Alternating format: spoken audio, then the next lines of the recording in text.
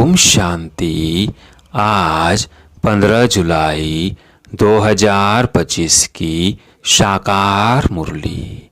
आज बाबा ने कहा, मीठे बच्चे, तुम्हें अभी भविष्य की जन्मों के लिए यहीं पढ़ाई पढ़नी है। कांटे से खुशबूदार फूल बनना है, दैवी गुण धारण करने और कराने हैं। प्रश्न, किन बच्चों की बुद्धि का ताला नंबरवार खुलता जाता है? उत्तर, जो श्रीमत पर चलते रहते हैं, पतित पावन बाप की याद में रहते हैं। पढ़ाई पढ़ाने वाले के साथ जिनका योग है, उनकी बुद्धि का ताला खुलता जाता है। बाबा कहते, बच्चे अभ्यास करो, हम आत्मा भाई भाई हैं। हम बाप से सुनते हैं। देही अभिमानी हो, सुनो और सुनाओ तो ताला खुलता जाएगा। ओम शांति। बाप बच्चों को समझाते हैं, जब यहाँ बैठते हो तो ऐसे भी नहीं कि शिव शिव बाबा की याद में रहना है। वो हो जाएगी शिव शांति, फिर सुख भी चाहिए। तुमको शांति में रहना है और सौदर्शन चक्रधारी बन राजाई को भी याद करना है। तुम पुरुषार्थ करते ही हो नर से नारायण अथवा मनुष्य देवता बनने के लिए। यहाँ भल कितने भी वह कोई में दैवी गुण हो तो भी उनको देवता नहीं कहेंगे। देवता होते ही स्वर्ग में। दुनिया में मनुष्यों को स्वर्ग का पता नहीं है। तुम बच्चे जानते हो, नई दुनिया को स्वर्ग और पुरानी दुनिया को नरक कहा जाता है। यह भी भारतवासी ही जानते हैं। जो देवताएं सतयुग में राज्य करते थे, उनके चित्र भी भारत में ही हैं। यह आदि सनातन देवी देवता धर्म के। फिर भल करके उनके चित्र बाहर में ले जाते हैं पूजा के लिए। बाहर कहाँ भी जाते हैं तो जाकर वह मंदिर बनाते हैं। हर एक धर्म वाले कहाँ भी जाते हैं तो अपने चित्र की ही पूजा करते हैं। जिन जिन गांवों पर विजय पाते हैं, वहाँ चर्च आदि जाकर बनाते हैं। हर एक धर्म के चित्र अपने अपने हैं पूजा के लिए। आगे तुम भी नहीं जानते थे कि हम ही देवी देवता थे। अपने को अलग समझकर उन्हों की पूजा करते थे। और धर्म वाले पूजा करते हैं तो जानते हैं कि हमारा धर्म स्थापक क्राइस्ट है, हम क्रिश्चियन हैं अथवा बौद्धी हैं। ये हिंदू लोग अपने धर्म को न जाने कारण अपने को हिंदू कह देते हैं और पूजते हैं देवताओं को। यह भी नहीं समझते कि हम आदि सनातन देवी देवता धर्म के हैं। हम अपने बड़ों को पूजते हैं। क्रिश्चियन एक क्राइस्ट को पूजते हैं। भारतवासियों को यह पता नहीं कि हमारा धर्म कौन सा है, वो किसने और कब स्थापन किया था। बाप कहते हैं, यह भारत का आदि सनातन देवी देवता धर्म जब प्राय लोप हो जाता है, तब मैं आता हूँ फिर स्थापन करने। यह ज्ञान अभी तुम बच्चों की बुद्धि में है। पहले कुछ भी नहीं जानते थे। बिगर समझे भक्ति मार्ग में चित्रों की पूजा करते रहते थे। अभी तुम जानते हो, हम भक्ति मार्ग में नहीं हैं। अभी तुम ब्राह्मण कुल भूषण और शूद्र कुल वालों में रात दिन का फर्क है। वह भी इस समय तुम समझते हो, सतयुग में नहीं समझेंगे। इस समय ही तुमको समझ मिलती है। बाप आत्माओं को समझ देते हैं। पुरानी दुनिया और नई दुनिया का तुम ब्राह्मणों को ही पता है। पुरानी दुनिया में ढेर मनुष्य है। यहाँ तो मनुष्य कितना लड़ते झगड़ते हैं। यह है ही कांटों का जंगल। तुम जानते हो, हम भी कांटे थे। अभी बाबा हमको फूल बना रहे हैं। कांटे इन खुशबूदार फूलों को नमन करते हैं। यह राज अभी तुमने जाना है। हम शुद्ध देवता थे, जो फिर आकर अब खुशबूदार फूल यानी ब्राह्मण बने हैं। बाप ने समझाया है यह ड्रामा है। आगे यह ड्रामा बाइस्कोप आदि नहीं थे, यह अभी अभी बने हैं। क्यों बने हैं?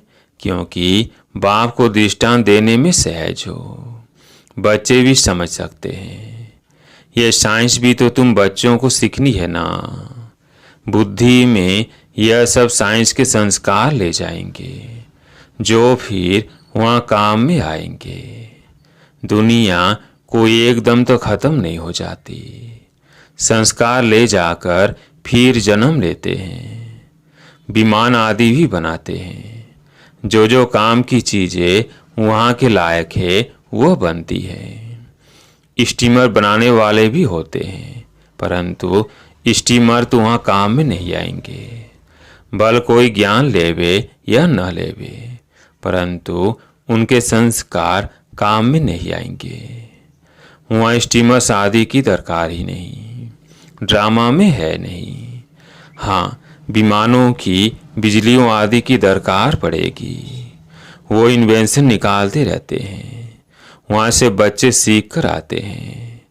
यह सब बातें तुम बच्चों की बुद्धि में ही हैं। तुम जानते हो हम पढ़ते ही हैं नई दुनिया के लिए। बाबा हमको भविष्य की जन्मों के लिए पढ़ाते हैं। हम स्वर्गवासी बनने के लिए पवित्र बन रहे हैं। पहले नरकवासी थे। मनुष्य कहते भी हैं फलाना स्वर्गवासी हुआ, परंतु हम नरक में हैं। यह नहीं समझते, बुद्धि का ताला नहीं खुलता। तुम बच्चों को अब धीरे धीरे ताला खुलता जाता है। नंबर वार ताला उनका खुलेगा जो श्रीमत पर चलने लग पड़ेंगे और पतित तो पावन बाप को याद करेंगे। बाप ज्ञान भी देते हैं और याद भी सिखलाते हैं। टीचर है ना, तो टीचर जरूर पढ़ाएंगे। जितना टीचर और पढ़ाई से योग होगा उतना ऊंच पद पाएंगे। उस पढ़ाई में तो योग रहता ही है। जानते हैं बैरिस्टर पढ़ाते हैं, यहाँ बाप पढ़ाते हैं, यह भी भूल जाते हैं क्योंकि नई बात है ना। देह को याद करना तो बहुत सहज है, घड़ी घड़ी देह याद आ जाती है। हम आत्मा है यह भूल जाते हैं। हम आत्माओं को बाप समझाते हैं। हम आत्माएं भाई भाई है। बाप तो जानते हैं हम परमात्मा है। आत्माओं को सिखलाते हैं कि अपने को आत्मा समझ और आत्माओं को बैठ सिखलाओ। यह आत्मा कानों से सुनती है, सुनाने वाला है परम पिता परमात्मा। उनको सुप्रीम आत्मा कहेंगे। तुम जब किसको समझाते हो तो यह बुद्धि में आना चाहिए कि हमारी आत्मा में ज्ञान है। आत्मा को यह सुनाता हूँ। हमने बाबा से जो सुना है वो आत्माओं को सुनाता हूँ। यह बिल्कुल नई बात है। तुम दूसरे को जब पढ़ाते हो तो देही अभिमानी होकर नहीं पढ़ाते हो, भूल जाते हो। मंजिल है ना, बुद्धि में यह याद रहना चाहिए। मैं आत्मा अविनाशी हूँ। मैं आत्मा इन कर्मेंद्रियों द्वारा पाठ बजा रही हूँ। तुम आत्मा शूद्र कुल में थी, अय ब्राह्मण कुल में हो, फिर देवता कुल में जाएंगे। वह शरीर भी पवित्र मिलेगा। हम आत्माएं भाई भाई हैं। बाप बच्चों को पढ़ाते हैं। बच्चे फिर कहेंगे हम भाई भाई हैं। भाई को पढ़ाते हैं, आत्मा को ही समझाते हैं। आत्मा शरीर द्वारा सुनती है। यह बड़ी महीन बातें हैं, स्मृति में नहीं आती है। आधा कल्प तुम देह अभिमान में रहे। इस समय तुमको देही अभिमानी हो रहना है। अपने को आत्मा निश्चय करना है। आत्मा निश्चय कर बैठो। आत्मा निश्चय कर सुनो। परम पिता परमात्मा ही सुनाते हैं, तब तो कहते हैं ना आत्मा परमात्मा अलग रहे बहुकाल। वहाँ तो नहीं पढ़ाता हूँ। यहाँ ही आकर पढ़ाता हूँ। और सभी आत्माओं को अपना अपना शरीर है। यह बाप तो है ही सुप्रीम आत्मा, उनको शरीर है नहीं। उनकी आत्मा का नाम है शिव। जानते हो, यह शरीर हमारा नहीं है। मैं सुप्रीम आत्मा हूँ। मेरी महिमा अलग है। हर एक की महिमा अपनी अपनी है ना। गायन भी है ना। परमपिता परमात्मा ब्रह्मा द्वारा स्थापना करते हैं। वह ज्ञान का सागर मनुष्य सृष्टि का बीज रूप है। वह सत है, चैतन्य है, आनंद सुख शांति का सागर है। यह बाप की महिमा। बच्चे को बाप की प्रॉपर्टी का मालूम रहता है। हमारे बाप के पास यह कारखाना है, यह मिल है। नशा रहता है ना। बच्चा ही उस प्रॉपर्टी का मालिक बनता है। यह प्रॉपर्टी तो एक ही बार मिलती है। बाप के पास क्या प्रॉपर्टी है वो सुना। तुम आत्माएं तो अमर हो, कभी मृत्यु को नहीं पाती हो, प्रेम के सागर भी बनते हो। यह लक्ष्मी नारायण प्रेम के सागर है। कभी लड़ते झगड़ते नहीं। यहाँ तो कितना लड़ते झगड़ते हैं। प्रेम में और ही घोटाला पड़ता है। बाप आकर विकार बंद कराते हैं तो कितना मार पड़ती है। बाप कहते हैं बच्चे पावन बनो, तो पावन दुनिया के मालिक बनेंगे। काम महाशत्रु है, इसलिए बाबा के पास आते हैं तो कहते हैं जो विकर्म किए हैं वो बताओ तो हल्का हो जाएगा। इसमें भी मुख्य विकार की बात है। बाप बच्चों के कल्याण अर्थ पूछते हैं। बाप को ही कहते हैं हे पतित पावन आओ, क्योंकि पतित विकार में जाने वाले को ही कहा जाता है। यह दुनिया भी पतित है, मनुष्य भी पतित है, 5 तत्व ही पतित है। वहाँ तुम्हारे लिए तत्व ही पवित्र चाहिए। इस आसुरी पृथ्वी पर देवताओं की परछाया नहीं पड़ सकती। लक्ष्मी का आह्वान करते हैं, परंतु यहाँ थोड़ी आ सकती है। यह 5 तत्व ही बदलने चाहिए। सतयुग है नई दुनिया और यह है पुरानी दुनिया। इनके खलास होने का समय है। मनुष्य समझते हैं अभी 40,000 वर्ष पड़े हैं, जबकि कल्प ही 5,000 वर्ष का है।